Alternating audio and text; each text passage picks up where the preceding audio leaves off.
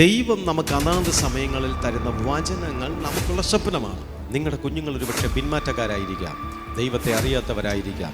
ദൈവത്താൽ ഉപദേശിക്കപ്പെട്ട മക്കൾ, നിങ്ങൾ ലോകം ഉപദേശിക്കുന്നത് കേട്ടു പോകുകയല്ല, നിങ്ങൾ ദൈവത്താൽ ഉപദേശിക്കപ്പെട്ടവരായിരിക്കണം.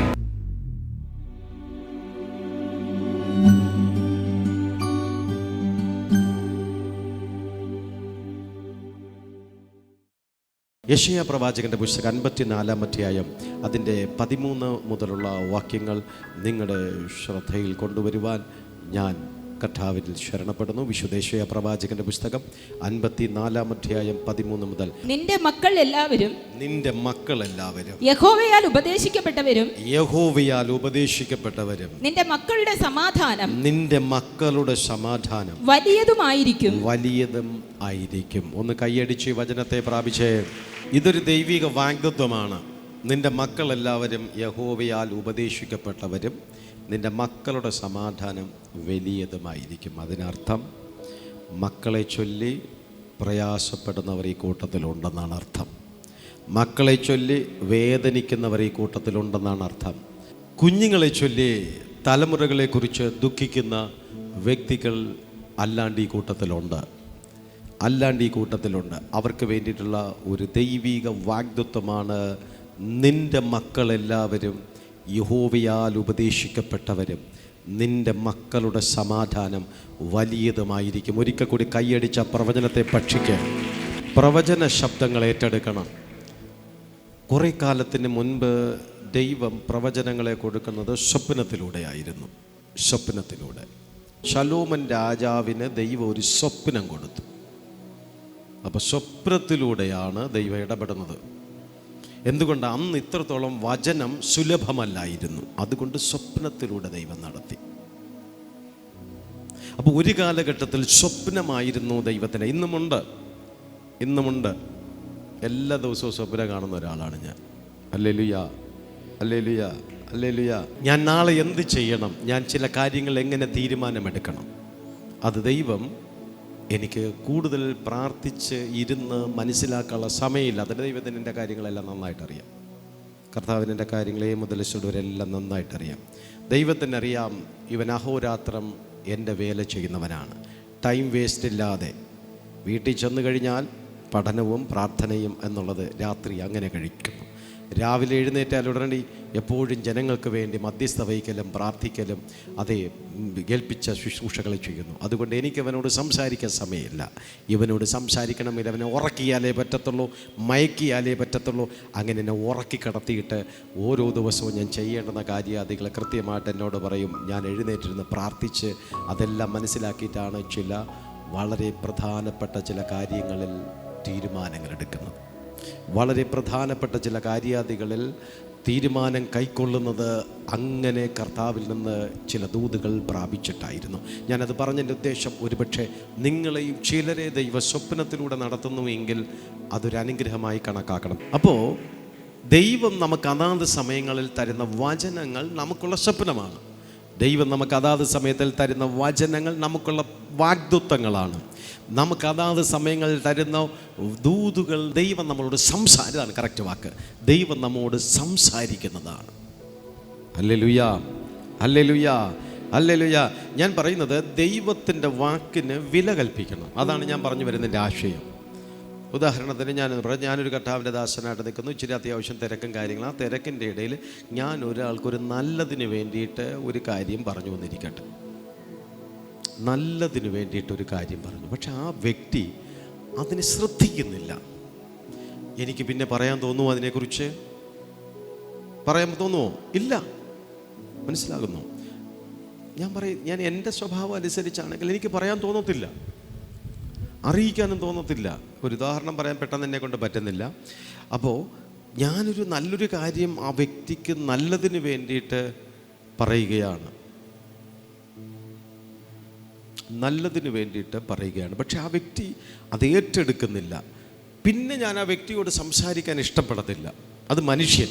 അങ്ങനെയാണെങ്കിൽ ദൈവം അപ്രകാരമാണ്. ദൈവം നമുക്ക് പ്രത്യേക ചില സാഹചര്യങ്ങളിൽ ദൈവം നമ്മോട് ചിലത് പറയുമ്പോൾ നമ്മളതിനെ സീരിയസ് ആയിട്ട് എടുക്കാതെ അതിനെ ലേസിയായി നമ്മൾ, അല്ലെങ്കിൽ അതിനെ നിസ്സാരമായി നമ്മളതിനെ ഏറ്റെടുക്കുന്ന സമയത്തിൽ പലപ്പോഴും നമ്മൾ ദൈവത്തിൻ്റെ ആലോചനകൾക്ക് ക്ഷാമം അനുഭവിക്കുന്നവരാകും, അല്ലെങ്കിൽ ദൈവാലോചനകൾ നമുക്ക് ലഭിക്കാതെ പോകാൻ സാധ്യതയുണ്ട്. അതുകൊണ്ട് ഒരിക്കൽ കൂടി ഞാൻ പറയുന്നു, മക്കളെ ചൊല്ലി വേദനയോടെ, പ്രയാസത്തോടെ, ഭാരത്തോടെ വന്നിരിക്കുന്നവർക്ക് വേണ്ടിയിട്ട് ദൈവത്തിൻ്റെ പരിശുദ്ധാത്മാവ് തരുന്ന ഒരു ആലോചനയായിട്ട്, ദൂതായിട്ട് എടുക്കണം.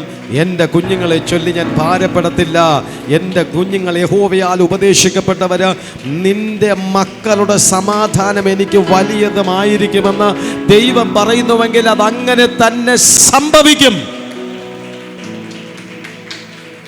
സ്തോത്രം. ദൈവത്താൽ ഉപദേശിക്കപ്പെട്ട മക്കൾ, ആ വാക്കിൻ്റെ അർത്ഥം നിങ്ങൾക്കറിയാവോ? ആമേൻ. ദുഷ്ടന്മാരുടെ ആലോചന പ്രകാരം നടക്കാതെയും, പാപികളുടെ വഴിയിൽ നിൽക്കാതെയും, പരിഹാസികളുടെ ഇരിപ്പിടത്തിൽ ഇരിക്കാതെയും, യഹോവയുടെ ന്യായപ്രമാണത്തിൽ രാപ്പകൽ സന്തോഷിക്കുന്നവൻ ഭാഗ്യവൻ. അപ്പോൾ പാപികളുടെ വഴിയിൽ നിൽക്കാതെ, ദുഷ്ടന്മാരുടെ ആലോചന കേൾക്കാതെ ഇരിക്കുന്ന വ്യക്തികൾ ആകുന്ന മക്കൾ ആരാൽ ഉപദേശിക്കപ്പെടും? ദുഷ്ടന്മാരാൽ ഉപദേശിക്കപ്പെടുന്ന പിള്ളേരല്ലെന്ന്. ദുഷ്ടന്മാരാൽ ഉപദേശിക്കപ്പെടുന്ന മക്കളല്ല. നിന്റെ മക്കളുടെ സമാധാനം വലിയതായിരിക്കും. നിന്റെ മക്കളുടെ യഹോവയാൽ ഉപദേശിക്കപ്പെടും. ദൈവം നമ്മളെ ഉപദേശിച്ചു കൊണ്ടുപോകുക എന്ന് പറഞ്ഞാൽ ഭയങ്കര അനുഗ്രഹമാണ് കേട്ടോ.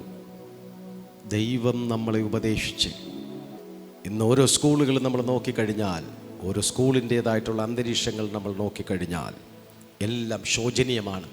കുട്ടികൾക്കൊന്നും ഒരിടത്തും ആരും സേഫല്ല. അവർ എല്ലായിടങ്ങളിലും അപകട സാധ്യതകളുടെ മധ്യത്തിലാണ്. അപകടം നിറഞ്ഞ ഒരു ലോകത്തിലാണ്. ഏറ്റവും അധികം നമുക്കറിയാമല്ലോ ഫോൺ.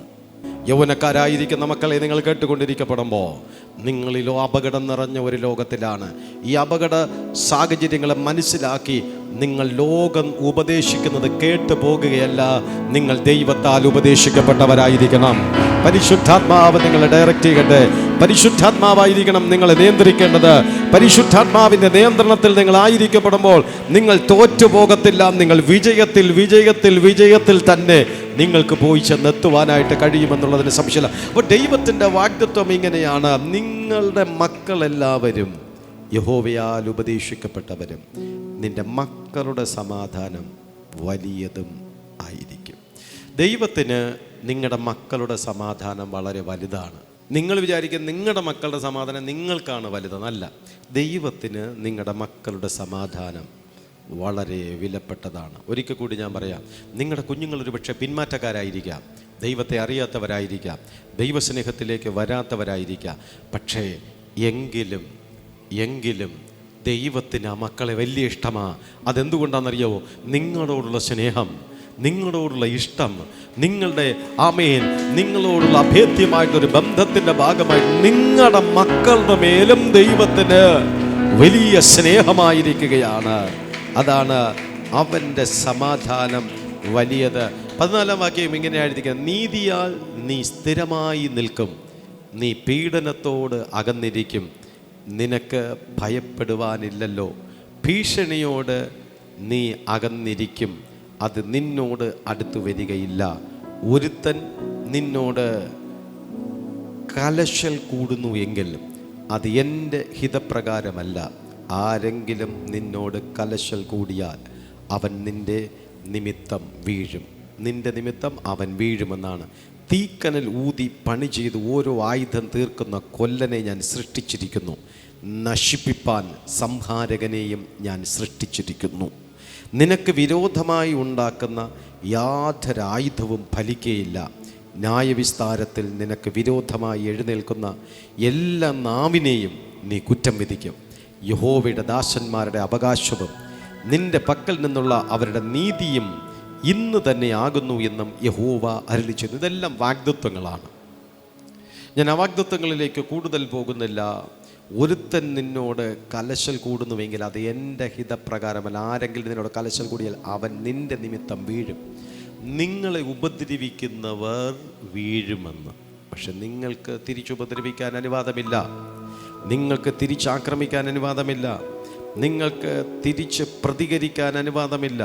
ദൈവം ഒരേ ഒരു നിർദ്ദേശമാണ് നൽകിയിരിക്കുന്നത്. നിന്നോട് കലശൽ കൂടുന്നുവെങ്കിൽ നീ നിമിത്തം അവർ വീഴും. നീ എന്ന് പറഞ്ഞാൽ ആര്? ദൈവത്തിൻ്റെ മക്കൾ, ദൈവത്തെ വിശ്വസിക്കുന്നവർ, ദൈവത്തെ ആരാധിക്കുന്നവർ. ആ ആരാധിക്കുന്ന ദൈവമക്കൾ നിമിത്തം അവർ വീഴും. അതൊരു വലിയ സംരക്ഷണ വലയത്തിൻ്റെ അനുഭവമാണ്. അപ്പോൾ തലമുറകളുടെ മേൽ ദൈവത്തിൻ്റെ വലിയ സംരക്ഷണം നൽകുന്നു. ദൈവത്തിൻ്റെ സംരക്ഷണം അവർക്ക് ലഭ്യമായിത്തീരുന്നു. 1 യോഹന്നാൻ 2-ാം അധ്യായം 27-ാം വാക്യം ഇങ്ങനെ എഴുതിയിരിക്കുന്നു: അവനാൽ പ്രാപിച്ച അഭിഷേകം നിങ്ങളിൽ വസിക്കുന്നു, ആരും നിങ്ങളെ ഉപദേശിപ്പാൻ ആവശ്യമില്ല. അവൻ്റെ അഭിഷേകം തന്നെ നിങ്ങൾക്ക് സകലവും ഉപദേശിച്ച് തരികയാലും അത് ഫോഷ്കല്ല, സത്യം തന്നെ ആയിരിക്കുകയാലും അത് നിങ്ങളെ ഉപദേശിച്ചതുപോലെ നിങ്ങൾ അവനിലും വസിപ്പിൻ. എന്താണ് ഉപദേശം? ലോകത്തിൻ്റെ മനുഷ്യൻ്റെ ഉപദേശമൊന്നുമല്ല. പരിശുദ്ധാത്മാവ് നമ്മുടെ മേലുണ്ട് എങ്കിൽ, ഈ പരിശുദ്ധാത്മാവിൻ്റെ അഭിഷേകം നിങ്ങൾ വസിക്കുന്നുവെങ്കിൽ ആരും നിങ്ങളെ ഉപദേശിപ്പാൻ ആവശ്യമില്ല. അവൻ്റെ അഭിഷേകം തന്നെ നിങ്ങൾക്ക് സകലവും ഉപദേശിച്ചു തരും. അപ്പോൾ തൃത്വത്തിൽ മൂന്നാമനായിരിക്കുന്ന പരിശുദ്ധാത്മാവ് നിങ്ങൾ ഉപദേശിക്കും.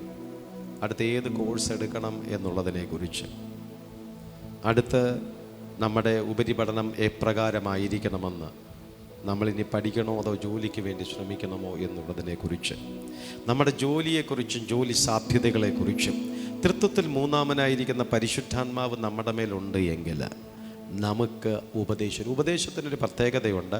നമ്മൾ ദൈവത്തിൻ്റെ ഉപദേശം കേട്ട് കഴിഞ്ഞാൽ അത് അപ്രകാരം അനുസരിച്ചാലേ പറ്റത്തുള്ളൂ.